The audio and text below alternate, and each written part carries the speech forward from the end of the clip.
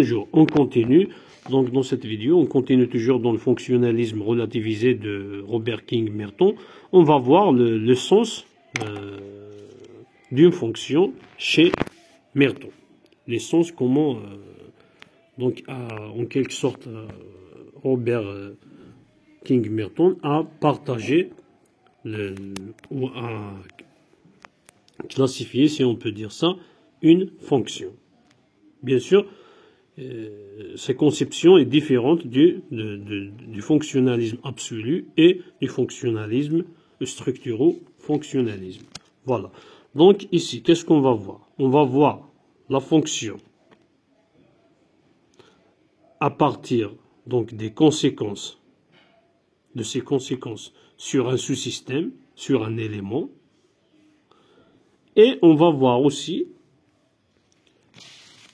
comment donc Robert King Merton envisage une fonction à partir de l'adéquation entre l'objectif recherché et les effets réels. Les effets réels observés. Voilà. Donc on va commencer. Donc premièrement, le sens d'une fonction à partir de ses conséquences sur un sous-système. Donc ici, ça veut dire quoi? Donc on a une fonction, selon toujours Merton, on a une fonction, on va la classifier ou la classifier selon ses conséquences sur un élément, ses conséquences sur un sous-système, sur un sous-système de la société. Donc ici, ce concept de fonction, à partir de ses conséquences sur un sous-système, on va trouver deux sortes de fonctions. Donc positive et négative. Soit fonctionnelle, conséquence fonctionnelle, ça veut dire que la fonction remplit son rôle. Conséquence dysfonctionnelle ou négative, ça veut dire que la fonction ne remplit pas son rôle ou engendre un rôle qui nuit donc au sous-système ou à la société. C'est ça. Donc, les deux sens du concept fonction, à partir de ses conséquences sur un sous-système, on a conséquences fonctionnelles positives, entre parenthèses positives, ça veut dire que la fonction a rempli son rôle donc sur un sous-système. On a conséquences dysfonctionnelles négatives, ça veut dire que la fonction donc a engendré ou a causé donc des conséquences qui nuisent ou qui gênent le sous-système. Voilà. C'est ça. D'autre partie, donc une autre partie, à partir, donc cette fonction, à partir de l'adéquation ou la relation, si on peut dire, la relation entre l'objectif recherché avant de faire cette action, avant l'objectif recherché ou l'objectif attendu et sa relation avec le fait réel, l'objectif atteint ou les faits qui se passent donc après cette action ou après le phénomène. Ici, donc à partir de l'objectif recherché ou l'adéquation ou la relation entre l'objectif recherché et les effets réels, ici on a fonction manifeste et fonction latente. Qu'est-ce que ça veut dire? Fonction manifeste, ça veut dire que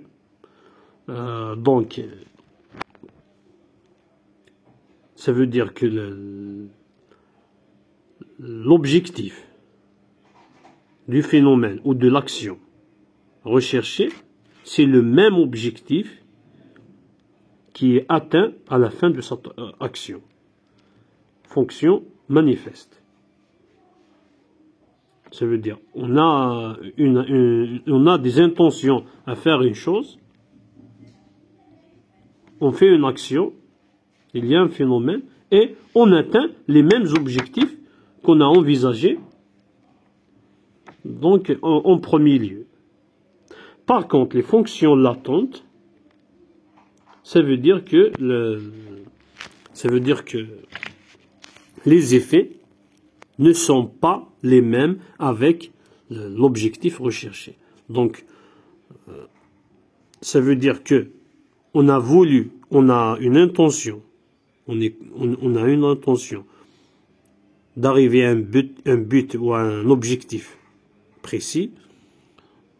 Donc, on fait une action, il y a un phénomène, et à la fin, il y a des effets, mais c'est pas les mêmes avec notre objectif. C'est ça la fonction latente. Ou on peut dire que c'est une fonction cachée. Genre, on a un phénomène, on a une action, elle a une fonction, mais une fonction qui est voulue, une fonction consciente. Il y a une autre fonction qui est en quelque sorte cachée, qui n'est pas voulue par les acteurs, si on peut dire. Normalement, on ne dit pas les acteurs, mais qui n'est pas voulue en avance. Voilà, on va voir ici dans le tableau pour mieux comprendre. C'est un tableau récapitulatif. Donc, je commence par la gauche de l'écran. Voilà, on a intention, but, émotif, catégorie subjective. Ça veut dire ici, donc, les individus ont des intentions, des buts, ont des motifs, ont des objectifs. Voilà. Après, il y a une action qui se passe. Après, il y a des conséquences. Il y a des effets, il y a des résultats, il y a des conséquences. Catégorie objectif. Donc, c'est des conséquences observées. On observe quelque chose. On découvre quelque chose, des effets, donc, de cette action. Après, dans le haut, on a fonction manifeste. Ça veut dire conséquences attendues. Qu'est-ce que ça veut dire? Les intentions subjectives sont égales aux conséquences objectives. Ça veut dire ce que donc, les objectifs, les intentions souhaitées ici, au début, ici, sont les mêmes atteints à la fin de cette action. Ça s'appelle fonction manifeste. Les intentions sont les mêmes avec les conséquences. Donc, on a voulu faire quelque chose, cette chose est faite. Point. En bas, on a fonction latente. Ici, conséquence inattendue. Ça veut dire ce qu'on a voulu au début, notre objectif, nos intentions, ce n'est pas la même chose.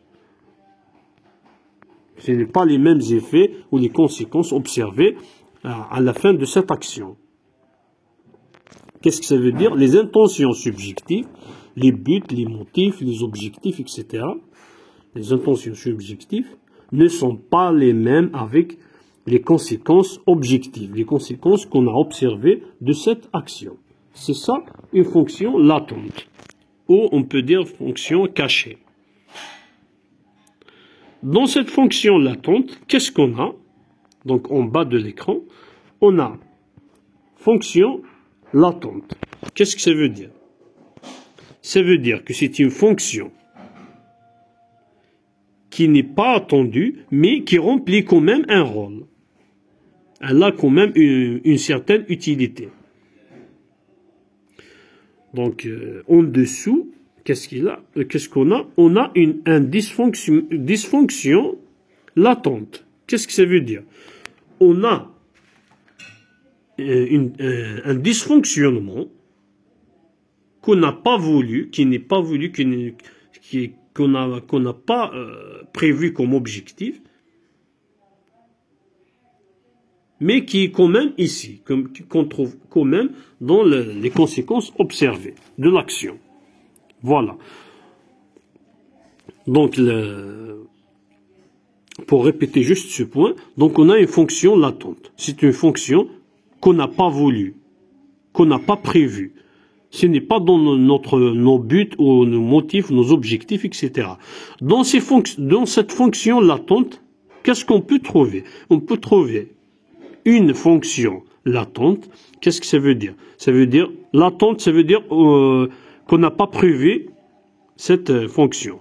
Fonction, ça veut dire quand même qu'elle remplit, elle remplit un rôle. Elle a une utilité.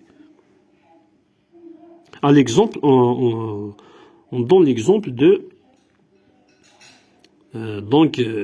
qui est cité ici. Ici, donc l'exemple, une institution sociale, etc. Donc l'exemple de les cérémonies de la pluie chez les Indiens ont pour motif conscient de faire venir la pluie. Donc cette cérémonie que les Indiens font, c'est pour donc faire venir la pluie. C'est leur but principal. Après ces intentions après cette cérémonie, qu'est-ce qu'on trouve? On trouve que cette cérémonie contribue à maintenir la cohésion du groupe, la cohésion sociale du groupe. Donc elle renforce les liens du groupe, etc. Donc ici, c'est une fonction qui est utile. Donc quand on dit fonction, ça veut dire qu'elle a rempli un rôle. Elle est utile, mais elle est inattendue. Elle n'était pas l'objectif de l'action. Ça veut dire que c'est une fonction latente. Mais on peut trouver, donc comme ici au bas de l'écran, dysfonction latente. Qu'est-ce que ça veut dire? Ça veut dire que c'est une conséquence inattendue d'un côté, et d'autre côté, elle nuit à un sous-système, elle nuit à un groupe, à une institution, elle nuit à la société. C'est ça, une dysfonction latente. On a des intentions, il y a une action, hop, on a une fonction, là, on a des conséquences inattendues, on a une dysfonction latente. Non seulement elle est latente, ça veut dire que ce n'est pas souhaité, on n'a pas voulu cette conséquence. En plus, c'est un dysfonctionnement. Ça veut dire elle nuit à la société. Elle nuit à la société. Voilà. Aussi, qu'est-ce qu'on peut trouver toujours dans les fonctions latentes, dans les conséquences inattendues? Conséquences non fonctionnelles. Qu'est-ce que ça veut dire? Premièrement, c'est des conséquences inattendues, on n'a pas voulu. Deuxièmement, donc, cette action n'a aucune fonction. Donc, c'est prévu. C'est une action qui est prévue, qu'on attend des objectifs. Après, il n'y a rien.